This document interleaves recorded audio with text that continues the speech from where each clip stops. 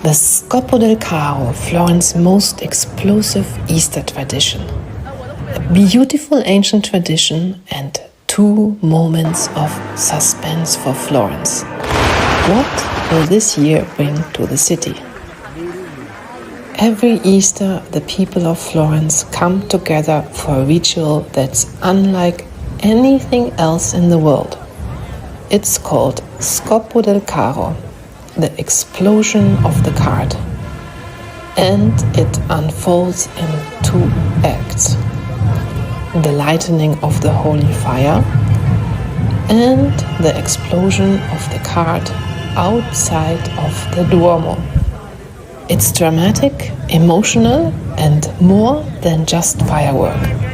It's a 900-year-old prophecy in action. But first, the spark behind it all. In the year 1099, during the First Crusade, a Florentine knight named Pazzino de' Pazzi was among the first to scale the walls of Jerusalem. As a reward, he received 3 flints from the Church of the Holy Sepulchre, the site of Christ's resurrection. He brought them back to Florence, and to this day those same flints are used to light the Fuoco Santo, the holy Easter fire. This moment wasn't just a heroic tale, it was the beginning of a liturgical tradition that still connects Florentines to the resurrection story in a very physical way. The stones became more than relics, they became symbols of civic faith deeply woven into the city's religious identity. On Holy Saturday at 8:10 p.m., the tradition begins in front of Palazzo Vecchio, the seat of Florentine power. The Gonfaloniere, Florence's ceremonial leader, is escorted out. Representatives from each historic quarter of the city, dressed in medieval costume, form the solemn procession known as the Brindelone. Drums echo through the narrow streets as the crowd follows toward the church of Santi Apostoli e Biagio, just a few steps from the Arno. There, in a moment of silence, the 3 sacred flints are ceremonially collected. The procession then continues towards the Cathedral of Santa Maria del Fiore. In front of the Duomo, the Cardinal uses the flints to light the holy fire in a brief but powerful ceremony open to the public. That flame is then carried into the cathedral and preserved overnight, ready to be used during the Easter morning Mass. Saturday night is not overly crowded, and the atmosphere is calm and deeply atmospheric.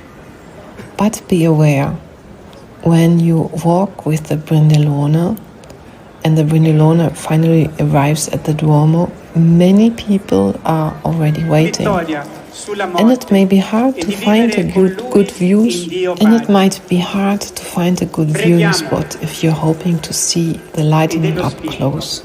So for Easter Sunday morning, we choose to go directly to the Piazza del Duomo. We arrived on Easter Sunday at 9 a.m.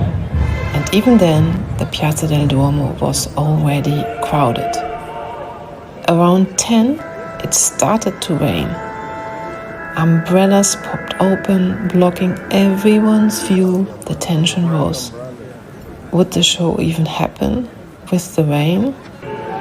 But by 10:30, the rain stopped.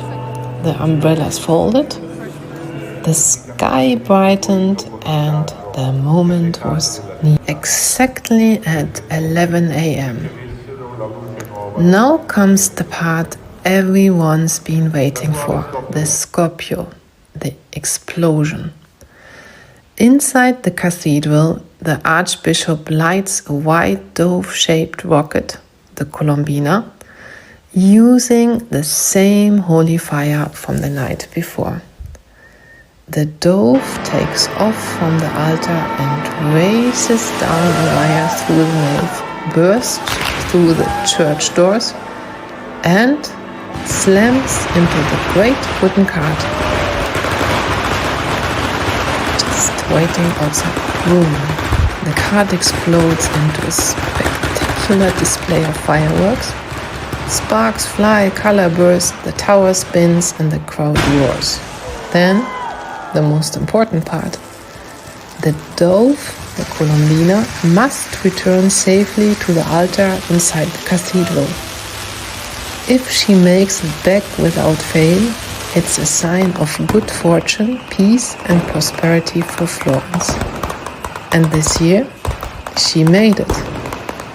Flawless flight, glorious explosion, the bells rang, the sun shone, and the smell of incense and gunpowder filled the square. The cart wasn't always about fireworks. Originally, it was used to deliver the blessed Easter fire to homes throughout the city. One of the few moments where church and citizens were quite literally connected by flame. Florentines would light their own hearth with it, carrying the light of the resurrection into their homes for the year. But what if I told you the family who brought the sacred stones to Florence, the Pazzi, later tried to assassinate the Medici? A failed coup, public executions, and a rivalry that shook Florence to its core. On another Easter Sunday,